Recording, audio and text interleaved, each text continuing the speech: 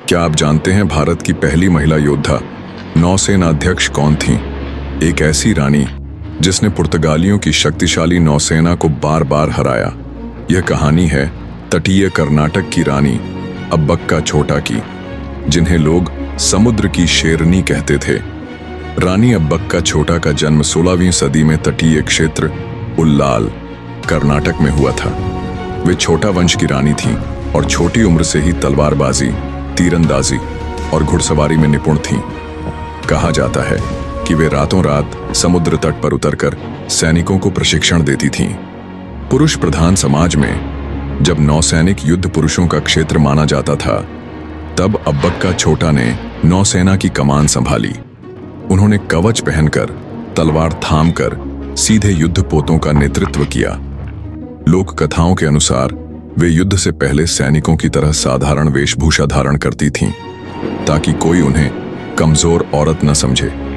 किंवदंती है कि अब्बक्का के पास देवी की तरह समुद्र को शांत करने की शक्ति थी। कहा जाता है कि जब वे युद्धपोत पर चढ़ती तो समुद्र की लहरें उनके पक्ष में उठतीं। पुर्तगाली सैनिकों में यह डर बैठ गया था कि अब्बक्का समुद्र की पुत्री है, उसे कोई नहीं हरा सकता।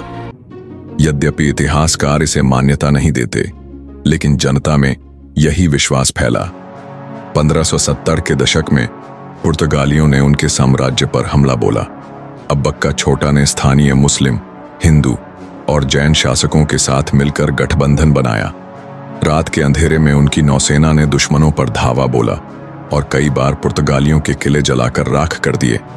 लेकिन एक आंतरिक विश्वासघात ने उन्हें धोखा दिया और वे पकड़ी गईं।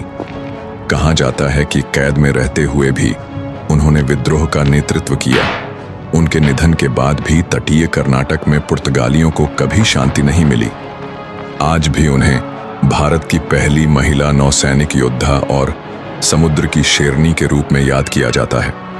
रानी अब्बक्का छोटा ने यह साबित किया कि स्वतंत्रता केवल पुरुषों की जिम्मेदारी नहीं, बल्कि औरत भी तलवार और जहाज दोनों संभाल सकती है।